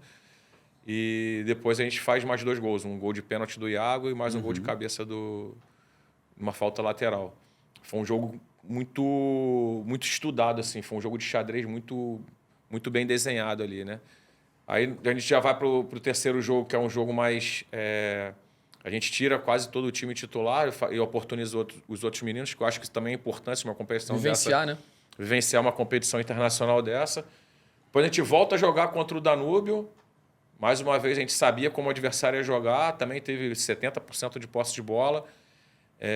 Aí a gente já fez um trabalho mental muito mais voltado para esse lado psicológico do jogo, né? Porque sabia que já tinha sabia tido um que ia sucesso. enfrentar aquela situação contra o Danúbio, que os caras iam jogar com a marcação, linha baixa e tal. E a gente precisava ter paciência, mas que a gente conseguisse impor o nosso jogo cada vez mais. E aí fomos jogar contra o Palmeiras, que realmente era o principal adversário. A gente sempre teve um Palmeiras no nosso radar ali. A gente foi ver quase todos os jogos do Palmeiras em loco lá, né? A gente, era um dia diferente de jogos, então a gente conseguia ver o jogo do nosso adversário. E fez uma final ali, jogo de final mesmo. Realmente o time do Palmeiras é um time muito qualificado. O Lucas, um grande treinador, né? Conseguiu montar uma estratégia boa. E a gente muda um pouco... Aí fala de modelo, né? No segundo tempo do jogo, a gente baixa um pouco mais as linhas para conseguir espaço nas costas da defesa do Palmeiras. Foi até um movimento que a gente fez estrategicamente no segundo tempo. Acaba saindo o gol do Felipe Lima ali num contra-ataque do Chola, até numa situação dessa. Era um risco, a gente sabia que seria um risco trazer o time do Palmeiras para dentro do nosso campo, mas a gente apostou nessa situação, a gente conversou ali no intervalo do jogo. Aí entra muito na individualidade, né? Por ter jogadores rápidos, ter jogadores que ganham espaço rápido também. O atrair para libertar, né? Exatamente. A gente tentou atrair o Palmeiras para o nosso campo para jogar nas costas da defesa. Foi risco e a gente acabou sofrendo gol até numa situação dessa também. Foi um ponto positivo e um ponto negativo. Que depois o Palmeiras veio com mais ímpeto ainda para cima da nossa equipe, acabou empatando e culminou ali na disputa de pênaltis. O Lucão foi extremamente decisivo ali, né? Lucas Furtado. Lucas Furtado convocado para a seleção brasileira agora.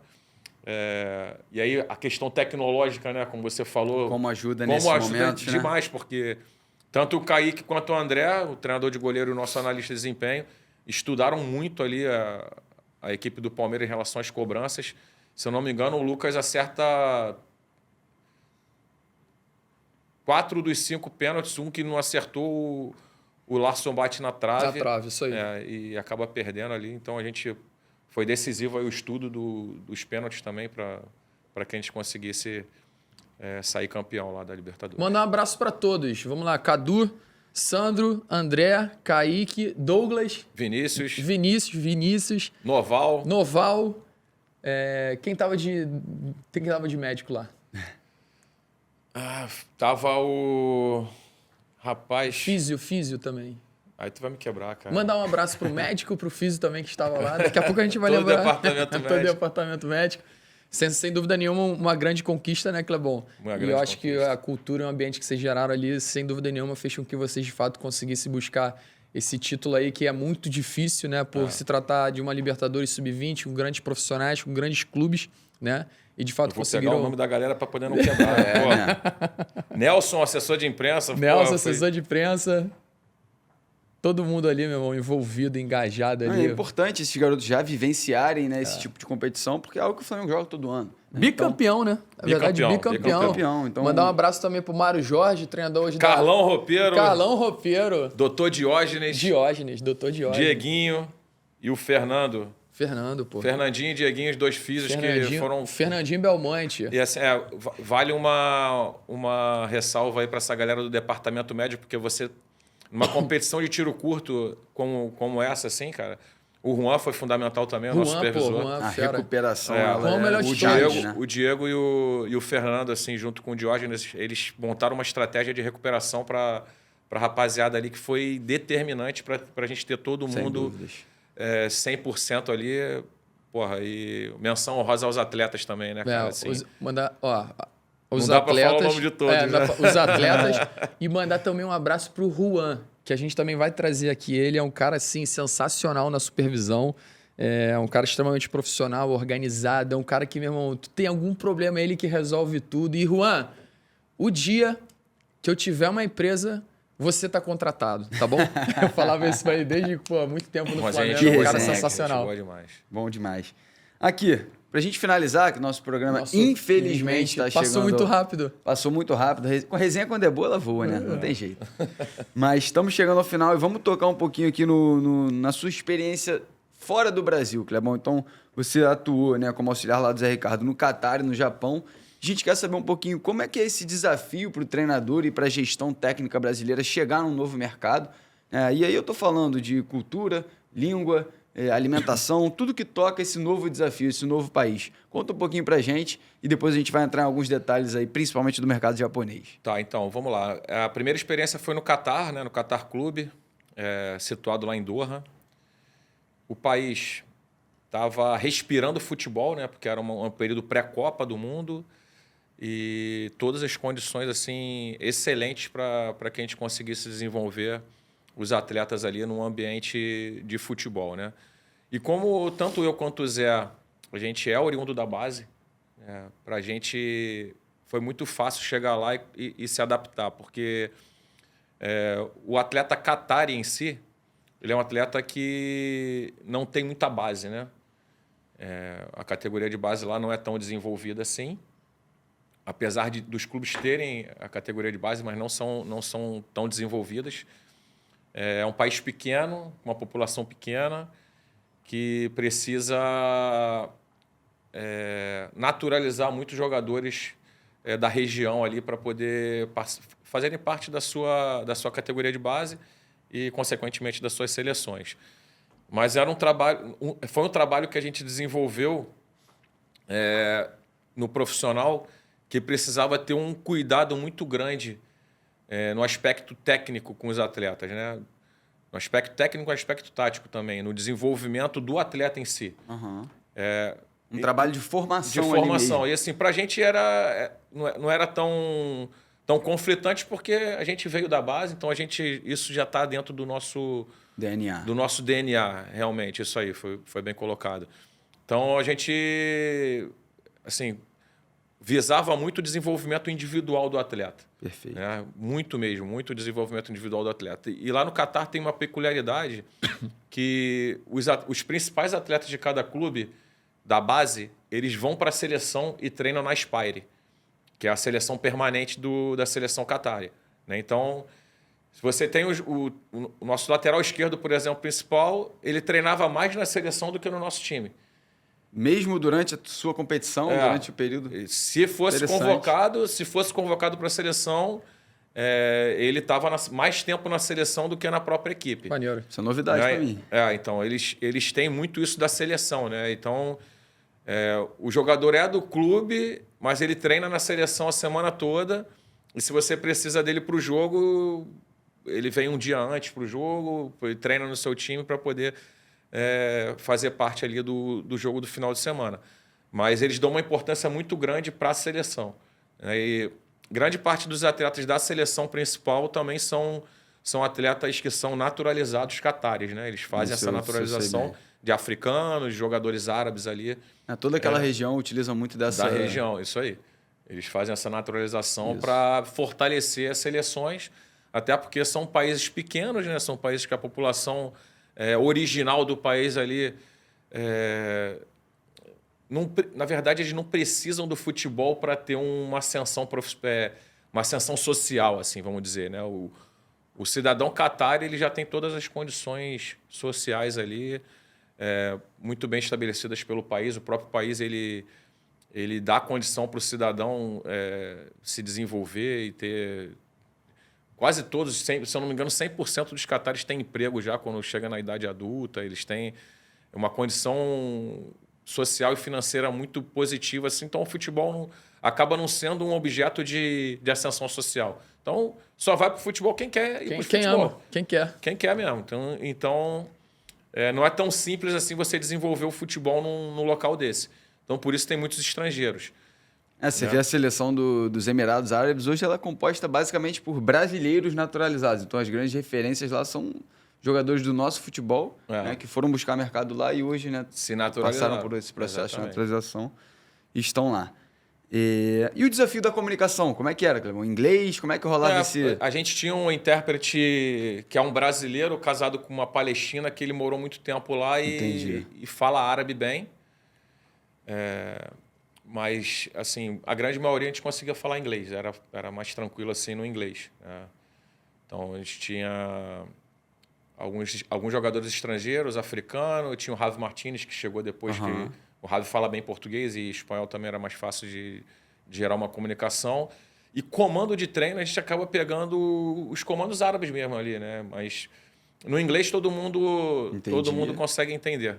Perfeito. Facilita a comunicação nesse sentido, diferente do Japão, que já não tem tanto hábito de falar e de se comunicar em inglês, né? É um pouco mais diferente, né?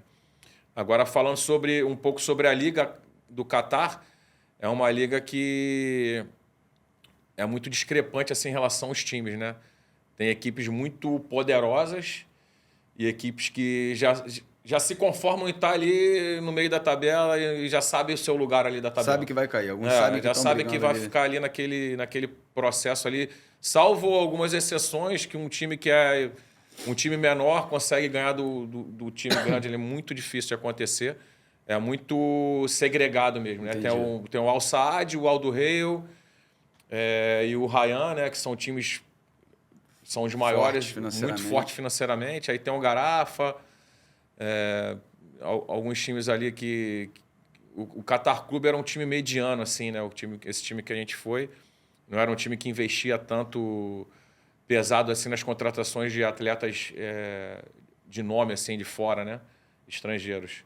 Então, a gente tem que ter um trabalho muito forte ali nos locais para que a gente tivesse um time competitivo, né? Perfeito, perfeito. Léo, mercado japonês. Vamos lá. Eu, na minha história lá nos Estados Unidos, onde eu atuei por faculdade, joguei em times semi-profissionais também, convivi com muitos estrangeiros e muitos deles eram japoneses. Cara, eu sou fã dos japoneses. Tecnicamente muito refinados, ambidestria, fazem tudo com ambas as rápidas, pernas. né? Repetição de movimento, entendimento tático do jogo, muito refinado. Compartilha pra gente um pouquinho aí do que você viu do japonês e se de fato você concorda com esse meu pensamento. E 100%. Vou aqui, ó, mandar um abraço pro Tauanzinho, Tauan Salgado, que trabalha lá, tem um projeto lá no Lakeland, que também é fã dos Japinhas. Então compartilha pra gente aí um bocadinho. Cara, então pra mim, primeiramente foi um sonho, né, cara, trabalhar na J-League. Espero poder voltar um dia.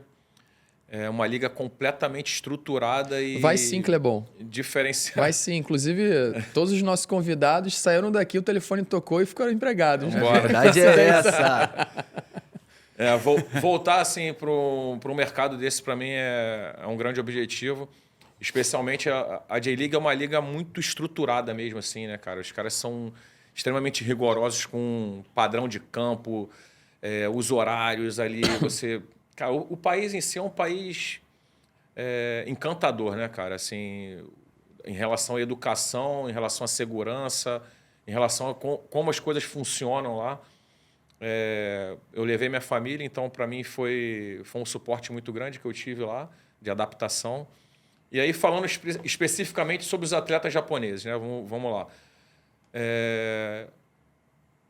São atletas extremamente rigorosos em treino. Eles têm uma vontade de se aperfeiçoar enorme. Foi exatamente isso que você falou. Disciplinados. São muito disciplinados. A gente tinha até que interromper o treino deles em algum momento porque os caras não querem sair do campo, meu irmão. Se botar o GPS no cara, dá 8, 10 quilômetros no dia, ele se der mole. Os caras, eles já acabam o treino, eles querem fazer a corridinha dele em volta do campo. Mesma coisa que eu vivenciei. Impressionante. Antes do treino, eles têm algumas práticas ali de trabalhar ambidestria, que eu acho que isso aí faz uma diferença enorme.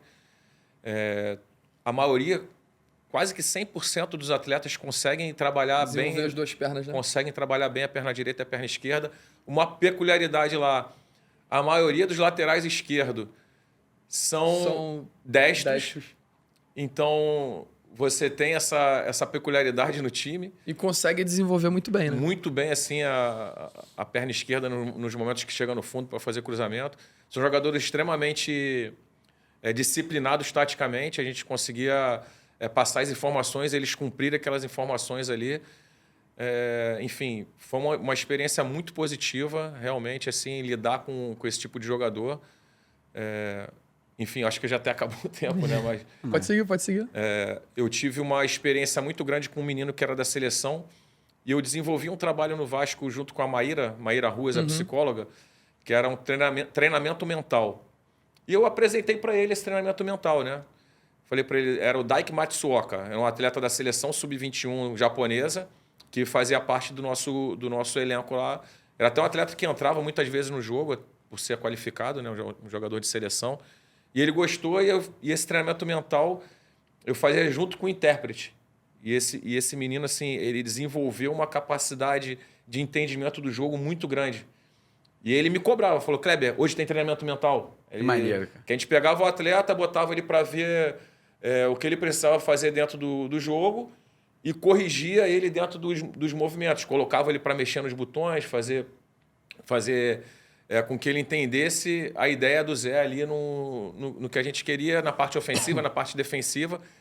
E quando acabava aquele movimento, aquela terapia ali com ele, vamos dizer assim, a gente gerava um conteúdo ofensivo e defensivo e no dia do jogo ele ouvia aquele conteúdo que o intérprete falava para ele. Maneiro.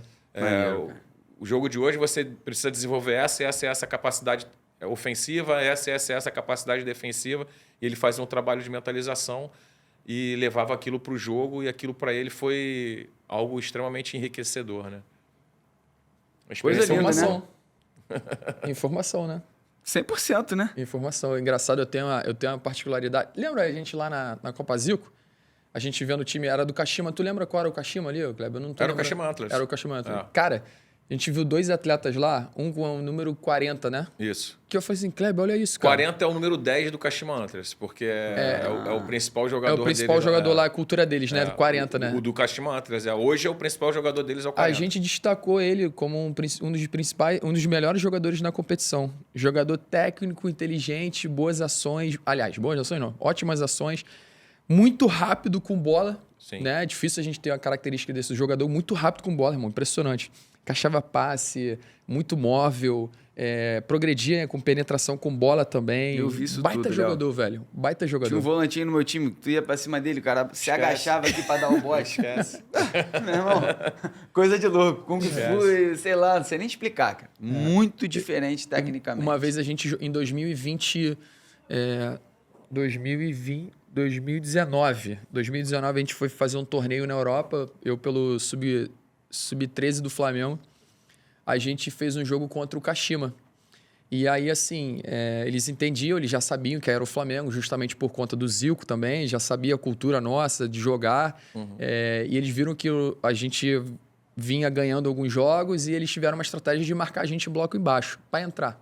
Mas é impossível. Para poder infiltrar, para poder penetrar. 4-4-2 aqui, 4-4-2 extremamente organizados. E aquilo me Compacto. deixou... Foi me tirando da zona de conforto, porque eu comecei a ficar irritado, porque eles marcavam muito bem organizados. Marca o centro absurdamente. Meu irmão, e balançava de uma forma muito rápida. E quando eu, de repente, gerava uma vantagem qualitativa com algum jogador para poder, gerar repertório de drible, já tinha cobertura e os caras vinham blum.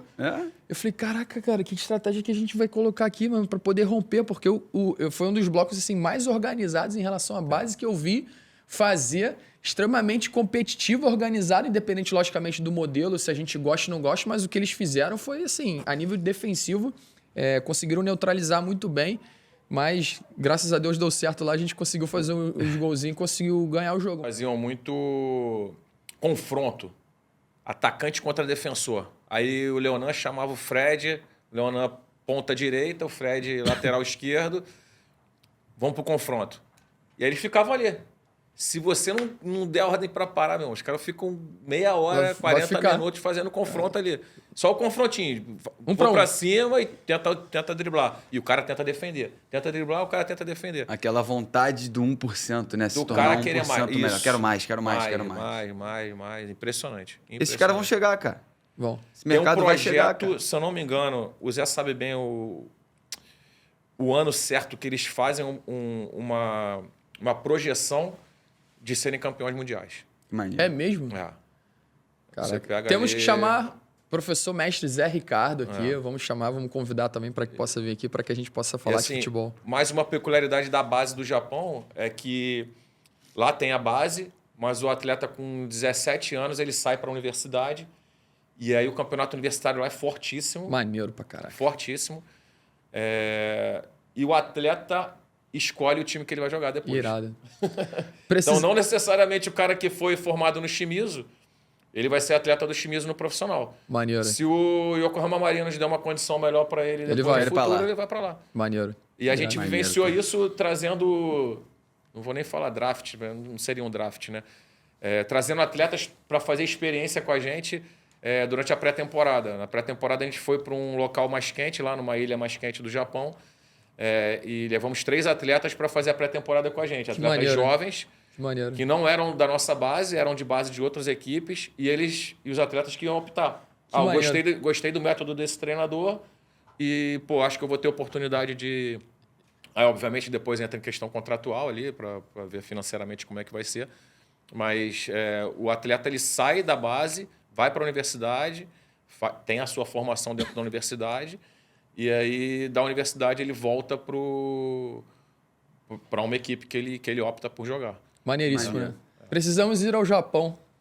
Vamos marcar. Vamos ver se tem creme cheese lá no hot, se tem hot Não chocolate. tem. Eu sei disso. Léo, pra finalizar, cara, infelizmente o nosso tempo tá acabando aqui, Clebão. Na verdade já acabou, né? A gente já tá acabou, aqui já acabou. overtime, mais que overtime. Faz aquela última perguntinha pra gente. Já esqueceu, né? Já esqueci. Pensando pra no acabar. 360 da bola, em menos de um minuto, Clebão, qual foi a sua experiência mais marcante dentro do futebol? Pô, Fred, assim, difícil especificar uma experiência assim, né, cara? Assim, Escolhe uma aí pra gente. Tá, vou trazer essa última da Libertadores, que foi o meu retorno como treinador. Era uma marca que eu queria voltar, assim, eu tinha uma ideia de que com 45 anos voltasse a ser treinador de futebol, liderar novamente uma equipe, liderar novamente um grupo de pessoas, mais uma vez conseguir fomentar essas ideias e conseguir colaborar com que essas pessoas realmente se tornassem pessoas melhores, né? Acho que isso é o grande objetivo de todo treinador que tem isso em mente. Culminou com esse título. Para mim foi extremamente satisfatório e fiquei muito feliz com o que aconteceu, porque a gente conseguiu gerar um ambiente totalmente favorável ali, tanto para os atletas quanto para as pessoas. Então, não sei se já deu um minuto, mas foi essa a experiência. Perfeito, perfeito. Bom demais. Já perfeito. deu. É isso, Fredinho. É isso, Léo. Deixa eu fazer meus agradecimentos aqui. Lá Clebão, vão ter. muito obrigado por ter vindo aqui. Foi extremamente proativo para que a gente pudesse falar de futebol, falar de vida, falar de formação, falar de tudo aquilo que envolve, de fato, o 360 da bola. Aqui, ó, coisa linda, hein? Saiba que eu tenho um carinho, respeito e admiração muito grande por você. Eu já falei isso aqui no início, não vou virar clichê aqui. Mas obrigado de verdade. Eu acho que foi muito rico. Todas as informações foram disseminadas aqui. Eu tenho certeza que todo mundo que vai ouvir, todo mundo que vai ver aqui, vai poder, de fato, conectar com essas informações para que, de fato, possa a gente cada vez mais transformar vidas, fazer com que o futebol, de fato, seja um ambiente melhor, para que a gente possa efetivamente fazer com que as pessoas que nos escutem se transformem, se desenvolvam e possa, de alguma maneira, também desenvolver aquelas pessoas que estão inseridas no ambiente das pessoas que estão nos ouvindo. Então, muito obrigado de verdade por estar aqui conosco. Foi sensacional, cara. O nome não poderia ser melhor, né? 360, eu acho que tornar o futebol acessível, que eu acho que é um grande objetivo, um grande propósito que vocês têm praticado aqui. Para mim também foi uma grande experiência, é uma honra estar aqui com vocês, ter conhecido o Fred. Você eu não preciso nem falar, um amigo de longa data. Você criou esse cara no mundo da bola. O Renan, para mim, é um amigão que o futebol me deu. Assim, eu sou muito grato a isso, porque eu vi a pessoa que ele se tornou. Tenho usufruído muito disso também. Deixa abaixo. Porque assim, é um cara que tem tudo. Isso aí diz muito dele, né? 360, eu acho que o Leonão é um cara que tenta acessar as pessoas, tenta colocar as pessoas realmente dentro do futebol de maneira muito efetiva e está tendo êxito nisso aí. O que você precisar de mim, tuas ordens. Tamo E junto. Fred, um grande prazer te conhecer. Prazer é meu receber você Espero aqui no nosso programa. tornar isso aí longevo. Com certeza. Onde é que a gente te encontra nas redes sociais? Kleber dos Santos JR. Kleber dos Santos. @ Kleber dos Santos JR. Show de bola. Fredinho, considerações finais. Eu só tenho a agradecer mais uma vez, Kleber, um prazer receber você aqui e trocar essa experiência, essa mesa aqui. Para mim é uma aula, eu tô aqui, ó. Se eu pudesse eu tava aqui anotando, mas não consigo. Então você, ó, já dê esse papo, anota tudo. E mais uma vez agradecer. É sempre importante a gente estar disseminando esses conteúdos, essas informações que para todos que respiram futebol, não tenho dúvidas que é importante você se capacitar, é necessário, importante não, é necessário você se capacitar e escutar de profissionais que são referências, não só para mim, mas para o mercado. Tá? Então, Léo, onde é que eu te encontro, cara, lá nas redes sociais? Vamos lá, minha rede social, Leonan KP, e também no @curso de futebol, que é uma página para disseminar também conteúdo, informação, com cursos acessíveis de R$ 9 a R$ 90, com grandes profissionais do mercado, para que vocês possam se desenvolver, se capacitar e buscar o sonho de vocês. Então segue lá, @curso de futebol, tá bom? E a sua rede social, Fredinho? E se você quiser acompanhar um cadinho do meu trabalho lá, como analista tático, eu compartilho alguns conteúdos no Taticalizei o Futebol, @Taticalizei o Futebol, e o meu pessoal fferreira3. Então segue lá, compartilha, comenta, que a gente está aí o tempo inteiro buscando debater e trazer conteúdo interessante para quem ama o futebol. E para finalizar, a voz da consciência, para que eu não possa fazer nenhuma informação incorreta, por favor, qual é o nosso canal do YouTube? 360 da bola. 360 da bola. 360 da bola. Curte, se inscreve, compartilha. Ativa o sininho. Ativa o Ativa o sininho, vem sininho. ver aqui nossos episódios para que você possa cada vez buscar informação e conteúdo. E também qual é o nosso Instagram? Pod 360 da bola. Pod 360 da bola. Segue lá que a gente já tem vários reels com bastante conteúdo, tá bom? E não esqueça de entrar lá no TikTok, Voz da Consciência 360 da bola. 360 da bola. Vamos bater uma salva de palma? Para finalizar. Salva de palma pro nosso convidado e também salva de palma que a gente não deu ainda. A gente tem sempre o nosso caro aqui também, o Luiz. Salva de palma pro Luiz que não pôde estar vindo aqui. E vamos bater salva de palma também o Gabriel, que é a nossa voz da consciência, que é o nosso produtor, é o cara que organiza a rede social, é o cara que faz tudo. A gente só vai aqui e joga. Ele que faz tudo. Salva de palma também pro Gabriel aí. Galera, se inscreve aí no canal. Até o próximo episódio. Um grande abraço.